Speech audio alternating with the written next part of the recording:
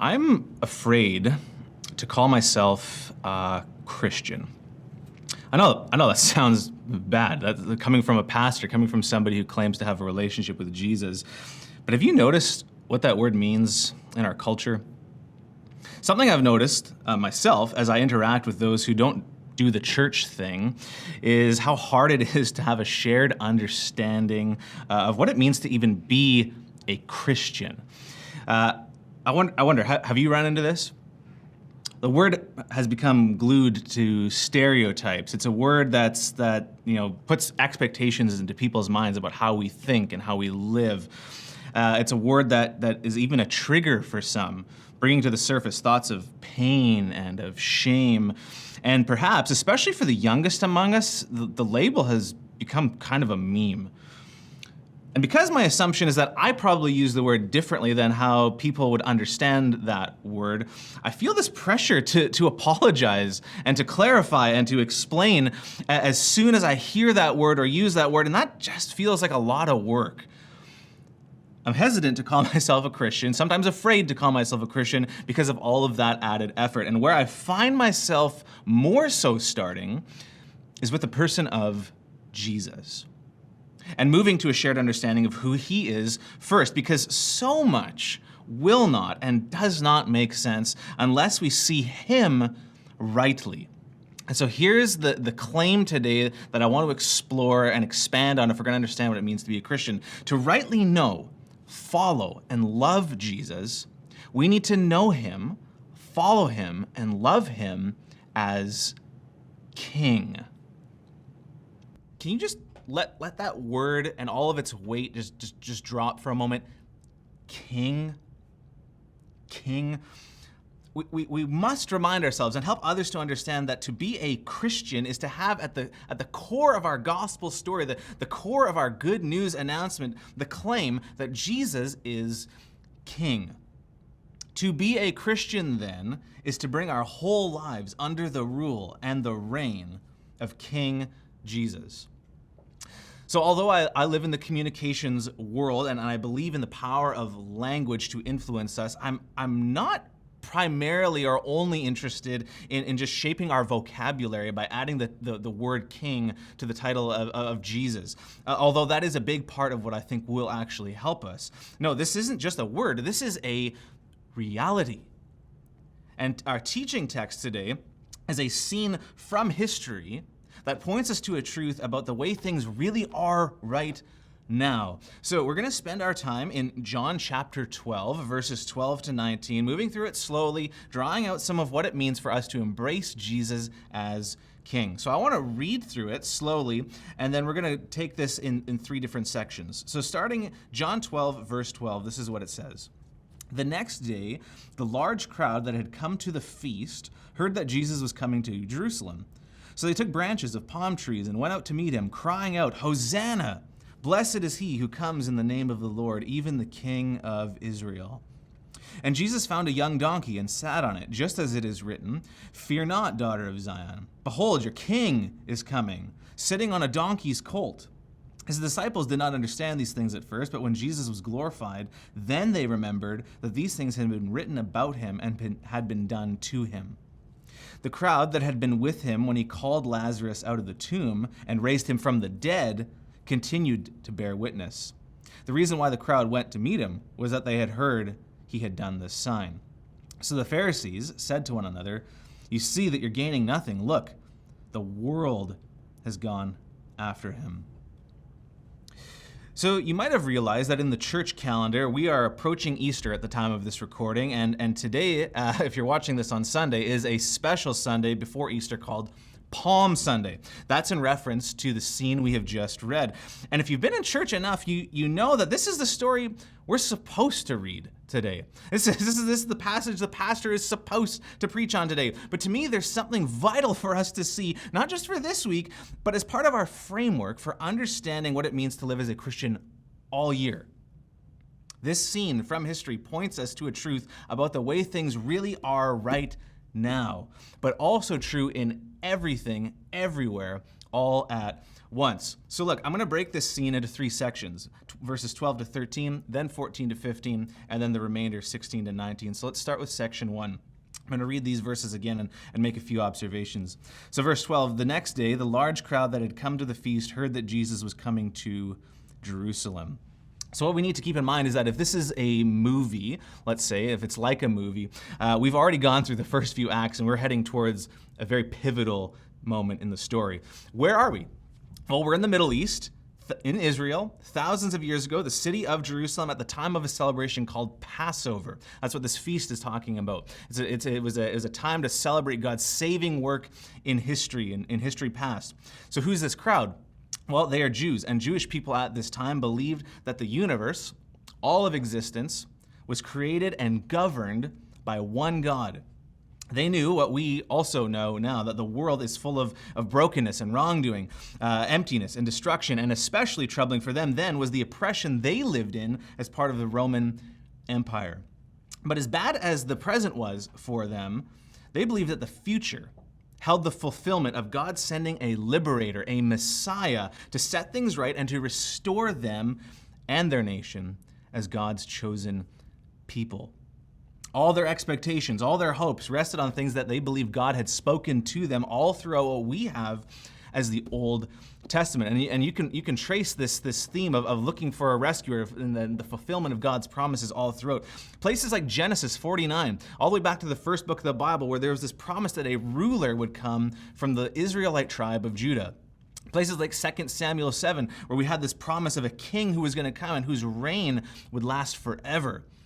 Places like Isaiah chapter 9, where there was this prophecy about a child being born and whose peace and whose reign would never end in the power of God. And they believed in this scene that perhaps that time had arrived. A man was traveling around the surrounding regions in the recent years doing miraculous things. His name was Jesus of Nazareth. And in John's account of this moment in history, a few things from before that he's written lead into the scene that we're in today. Let me just highlight one for us. 6 chapters earlier, John chapter 6, Jesus miraculously multiplies a small supply of food and feeds 5,000 people. And this is what happens in response to that. John 6:14. When the people saw the sign that he had done, they said, "This is indeed the prophet who has come into the world." Perceiving then that they were about to come and take him by force to make him king, Jesus withdrew again to the mountain by himself. So do you see the longing these people have for a king? Do you see the hunger they have more than just for food, but for freedom from oppression and for God's liberator to come and set up his victorious rule? Now we speed up to our scene in John chapter 12, and what has just happened before this is that Jesus has been in a nearby town and raised a dead man to life. We read about that already, and this was an incredible display of his power. And this story started to spread. So a few things are happening all at once as we get into this scene that we need to see. First, the religious leaders, the Jews, they've made plans to put Jesus and also Lazarus, the man who came back from the dead, they've made plans to kill him, to kill them. Issued orders for his arrest. And so this is the outstanding dynamic that's going on. Another thing that's happening is that Jesus himself has made plans to be killed, to be buried. And just before what we've read in John 12, he's actually pointing out that a generous gesture that was done to him was anointing him for this moment, anointing him for the plan that he had ahead. So it's all this and more from the larger story of the Bible, but also the more detailed story from John that are brought into this triumphal entry Palm Sunday moment in this city. So let's keep going. Verse 13, so they took branches of palm trees and went out to meet him, crying out, "Hosanna," meaning save. It's this praise declaration. "Blessed is he who comes in the name of the Lord, even the King of Israel." So look, aside from being kind of the verse of the day for Palm Sunday, there are several things that are helpful to capture the full weight of what's going on here. First, look at what they're holding, these palm branches. For the Jews, palm branches have become a general symbol of victory and of nationalism. So decades before this moment, these palm branches were used when the Israelites celebrated the victory of a man named Simon Maccabeus, which marked political independence for Israel. Palm branches were also used, contributing to this symbol at the rededication of the temple. So decades before this is all what's happening. So we have to see the symbol that they are using here and what it means for them.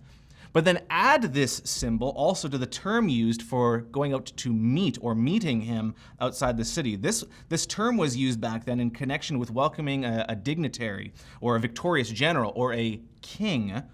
And this all adds up to a royal image of welcome. But more than that, add the symbol, add the term, add all of this to the psalm that they are singing. A song from Psalm 118, something normally sung at Passover and other festivals as a song of thanksgiving for God's intervention to save and to bring triumph over enemies. And here they add a line to it talking about a king. So add all of this up, and it's not hard to feel the tone.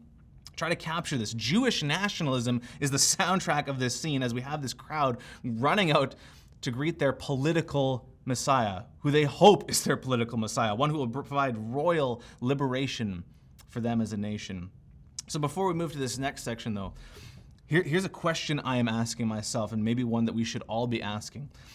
Is the Jesus that we want the Jesus that actually exists? If you're familiar with the Matrix movies, you know that the storylines have a lot to do with what it means to be human and the nature of what is real and what is not real. And in the recent installment, the villainous machines admit that the easiest way to manipulate humanity or to manipulate reality is to manipulate two things: humanity's fears and humanity's desires. So the idea is that if our feelings can be manipulated, then we can more easily ignore or be distracted from the facts around us. And I wonder if so much of what I allow to shape my view about what's real about Jesus is determined not by what he's said, not by what he's done, but by what I'm afraid of, by what I desire. So maybe you can relate to this. Like this crowd, they had fears. They had desires that led to this ache for a political revolutionary. But is the king they want the king that actually exists? Is the Jesus that we want the Jesus that actually exists? See, some estimate that the crowds could have been thousands of people. And isn't it interesting that in a few days, those who raised these symbols of victory would raise fists of fury? Isn't it interesting that in a few days, those who shouted blessing, some of them would shout for him to be tortured and executed naked on a piece of wood outside the city? Just look at the contrast here with these two verses. John 12, they're shouting, "Blessed is he who comes in the name of the Lord, even the King of Israel." But then 7 chapters later, Pilate comes, this governor of the time from Rome, "Behold your king," and they cry out, "Away with him, crucify him." Pilate said to them, "Shall I crucify your king?" The chief priests answered, "We have no king, but Caesar." Like, what? The Jews' vision for society and Jesus' presence, that could together have made the changes that they dearly desired. But his failure to do so and satisfy these visions lead from worship to the cry for crucifixion just days later. Do we assume that Jesus is only about serving our cause? How confident are you that he stands with you in the things that you're passionate about? Or will we will we let him? Will we let him define what is good and what is not? Will we let him define what the church is about, what the kingdom is about, but also what it's not about? Because I know for myself that as soon as Jesus' ideas don't match with what I think should happen and happen in my time frame, I just feel that the tension to define these things and work towards them for myself. So on my way to record this, I was trying to think of an example of what this is like for me. And the one that came to the top fastest and first was this thought of how in my life I often want Jesus to deliver correction and outright justice or even full-on revenge to those who I believe have wronged me or wronged others that I care about. So this is the desire that I have. But then, is that Jesus' desire? What happens when I overlap that and realize that Jesus' idea is not for me to sit in bitterness, but to extend forgiveness? So actually think about it. It's like, step out of this church time you're in right now and think about the rest of your week. What happens to your anger? What happens to your sarcasm? What happens to your ideas about politics? What happens, to your ideas about sexual expression, your ideas about gender identity, your ideas about the poor, your ideas about the environment, your ideas about racism, your ideas about forgiving others? What happens when you go back and see what Jesus has said and what Jesus has done and map that onto your decisions and onto your thinking in these areas? The song that they sing, interestingly enough, is correct. Jesus doesn't stop them from singing it. He actually is the king. He actually is the one coming in the name of the Lord, fully representing, fully revealing God. And this is exactly what gives him alone the authority to define what is right and what is real. So to be a Christian then is to bring our whole lives under the rule and the reign of King Jesus, and this will mean surrendering our ideas of what is best to his idea of what is best. But let's keep going. Verse 14 and 15, Jesus finds a young donkey and sat on it, just as it is written, "Fear not, daughter of Zion," a term for Jerusalem. "Behold, your king is coming, sitting on a donkey's colt." So again, keep in mind, the nation of Israel, the people of God, they're waiting for a Messiah, God's chosen Savior to come. And a key promise about how God was going to do this was in the Old Testament book of Zechariah. That's the one that's being quoted here. So let's read a bit more from Zechariah to give us a fuller picture. Zechariah chapter 9, "Rejoice greatly, O daughter of Zion. Shout aloud, O daughter of Jerusalem. Behold, your king is coming to you. Righteous and having salvation is he. Humble and mounted on a donkey, on a colt, the foal of a donkey. I will cut off the chariot from Ephraim and the war horse from Jerusalem, and the battle bow shall be cut off. He shall speak." What is he going to speak? "He shall speak peace to the nations, and his rule shall be from sea to sea and from the river to the ends of the earth." Zechariah's prophecy saw the king as the Prince of Peace, one who would have total rule over everything. So what type of Lord are we welcoming? What type of king is Jesus? Look what he's riding on. He's riding on a young donkey. This is not what victorious kings rode in on. They rode in on a war horse. So for Jesus to come in on a donkey would have had a very different meaning. When kings did this, they were coming in peace. So Jesus, by this action, he comes as a king of love. He comes as a king of peace, and not as the conquering military hero that the crowds expected and the crowds awaited. His victory would be through humble sacrifice. So I wonder, is this helpful for you to hear this? It's helpful for me because every year it seems like I'm getting more and more jaded by leadership and authority. And many people I care about are completely disillusioned by any form of authority, be it political or evangelical. Like do a quick Google search, be it in government or in church. We struggle because we're let down. And sometimes this struggle is justified. Sometimes power has been abused. Injustice has been perpetuated. War has been engaged. Scandal has become not just shocking, it's become expected. So is there somebody that I can surrender my trust and my obedience to? Is there somebody worthy of my allegiance, somebody worthy of my attention, somebody worthy of my worship? Well, the claim here is that King Jesus is. Listen to this helpful quote that I found. Jesus' kingship is revealed not in political power, but in his reign of truth and manifestation of the Father to humanity. For the fourth gospel, the one we're in, John, Jesus is indeed the Spirit-anointed dispenser of the Holy Spirit, the eschatological, meaning end times or future builder of the temple, the shepherd king who unites the scattered people of God, the true judge, and the glorious and enthroned king. But each one of these messianic tasks is accomplished by the way of the cross. Like in the last book of the Bible, in Revelation, Jesus gives us a picture of who he is as king. And in one powerful scene in Revelation 5, the king imagery of Jesus is shockingly combined with the imagery of sacrifice depicted in a slain lamb. What kind of king is Jesus? In what way does he use his power? In what way does he establish his rule? In what way does he establish his reign? Suffering. sacrifice. I love how one author describes Jesus' work. The Lamb has conquered the forces of rebellion against God through first being conquered by those forces himself. To be a Christian is to bring our whole lives under the rule and reign of King Jesus, and this means surrendering our lives to the one who sacrificed his. So look, if the idea of submitting to Jesus and obeying Jesus is hard for you, could I get you to consider this question? What would it take for me to get to the point of surrender? What would it take for me to get to the point of surrender? I won't camp out long here, but the Bible, all throughout, people have prayed for help with this. Like, think of Psalm 86. Teach me your way, O Lord, that I may walk in your truth. Unite my heart to fear your name. Think of how Jesus teaches us to pray, even, hallowed be your name. Like, God, cause things to happen in my life to bring me into an experience of who you actually are. There is help available. And I realize there are things about God's word and our experience in this world that are difficult to understand. Like, if Jesus is king now, why have I experienced such difficulty?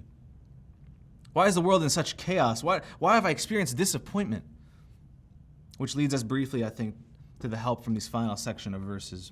Verse 16, his disciples did not understand these things at first, but when Jesus was glorified, then they remembered that these things had been written about him and had been done to him. The crowd that had been with him when he called Lazarus out of the tomb and raised him from the dead continued to bear witness. The reason why the crowd went out to meet him was that they had heard he had done this sign. So the Pharisees said to one another, see, you're gaining nothing. Look, the world has gone after him. There's a lot to comment on here, but here's what I was thinking the other day.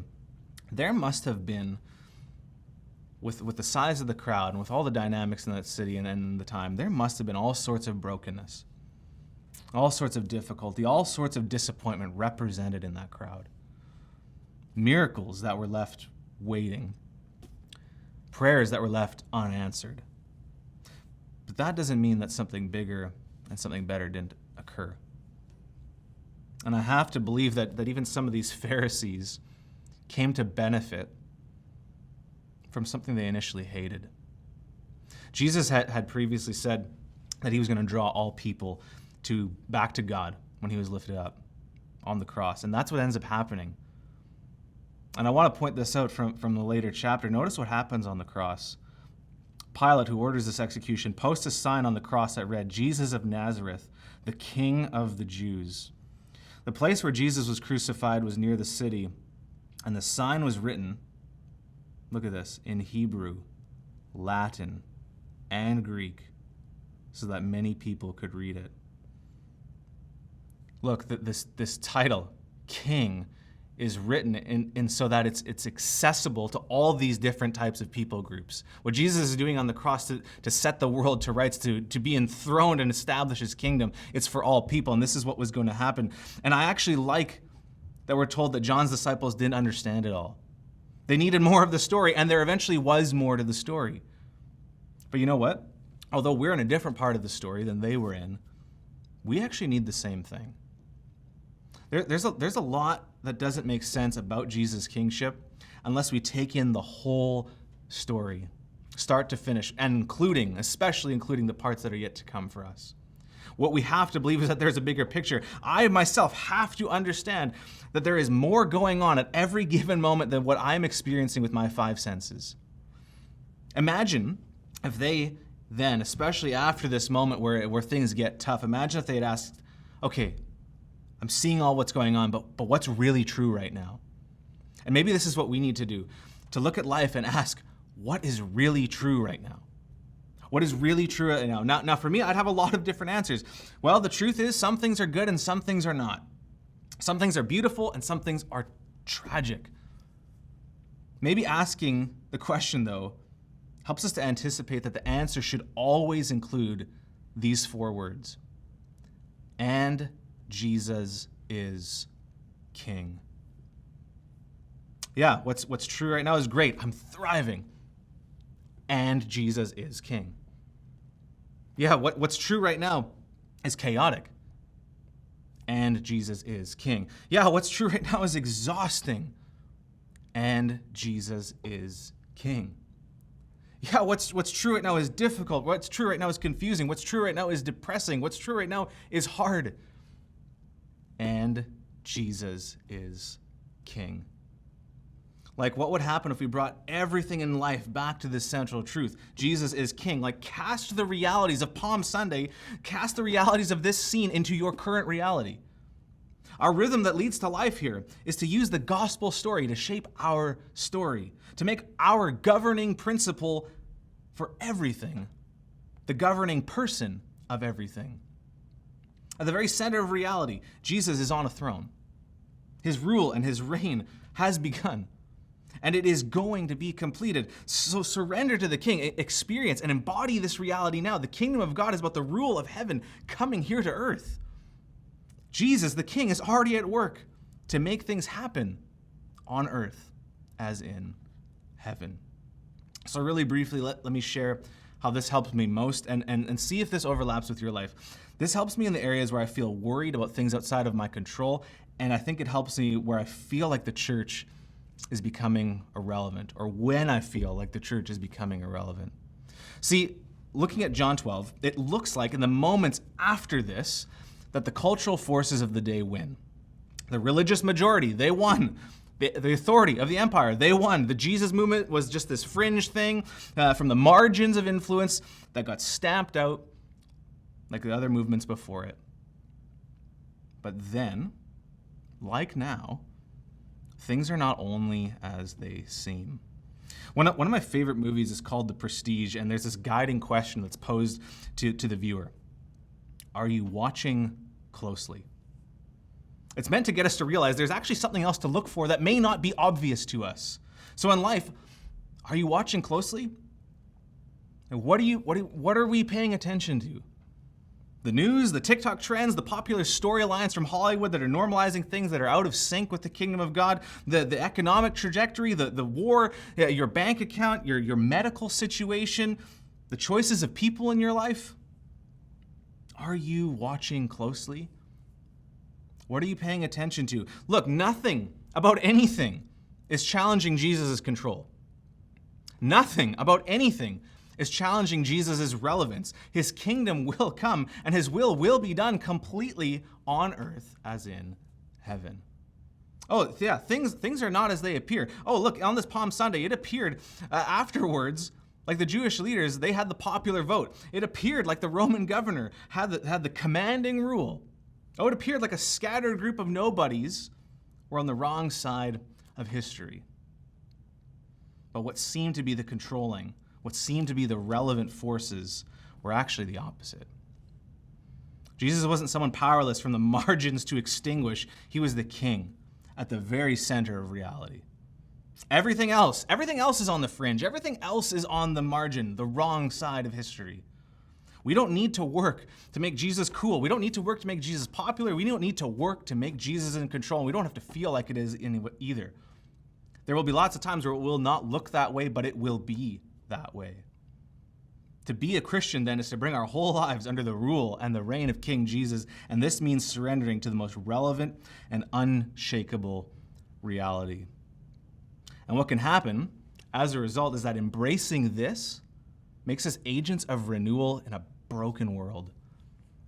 A lot of us on our team here, we resonated with this phrase that Mark Sayers has been using: live with a peaceful presence in an anxious system, and you will become a healing agent of renewal.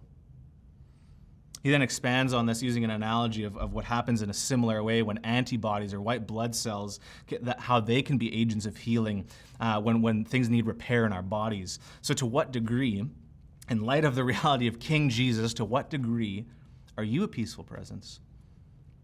I'm asking myself, to what degree am I a peaceful presence? Because look, if you're a parent, your kids pick up on the type of presence you have in your home. If you're an employee, your coworkers pick up on the type of presence you have in your work environment. Be it in the living room, be it in the locker room, be it on social media, wherever you are, people will pick up on the type of presence that you carry. And I wonder, for myself, if it will reflect that I'm part of an alternative story than the ones that are common in this world without Jesus as King. early on in COVID, I was on the phone with somebody I hadn't talked to in a long time, and so we're catching up. And as we do, he's speed talking for about 30 minutes about the mess the world is in. And there was a lot, like now, there was a lot to comment on. And I'm sitting there on my deck in this nice evening, and I'm just responding here and there. And he said something to me that really startled me that I haven't forgotten. He said, "You're so calm about it all. Why is that?" And what was weird about that was, like, in that moment for me, I was actually fairly concerned about things. I was actually fairly exhausted by the pressures and the conflicts and the injustice that we were talking about. I didn't really feel all that calm. And then this phrase in the conversation emerged. It's like you're living in a different world. And that actually helped me to realize something. I am. We are. If Jesus is our king and we're in his kingdom. So look, we're not banking on things going our way every time in life. We're not banking on leaders to be perfect. We're not banking on cultural or political systems to meet all our needs. We're people who've placed ourselves under the rule and under the reign of a king that we can bank on, whose kingdom has begun, whose fullness, the fullness of the kingdom is pressing in to the present from the future. And so then it's no wonder that we could repeat the words of John 12:15 from the first Palm Sunday. Fear not. Behold him. The King is coming. Maybe right now something's clicked for you. My belief is that because Jesus is alive and the Holy Spirit is active in the world, he might be nudging you right where you are right now to respond to this, with all the unanswered questions you might have, with all of what's going on in your life. So don't miss this moment. Respond to him right now. Maybe it's to surrender to him for the first time, or maybe it's to re-surrender to him. Bring your life under his rule, under his reign. Place your trust in Jesus and begin to follow him anew today. I'm gonna pray something that I think it is for me, but it can be for you regardless of where you're at. If you want to respond right now in this way, pray with me. Jesus, I know I need things to be made right between me and God. I believe you are the King. And in response to that, I put my trust in you to rescue me and lead me. Thank you for making this possible.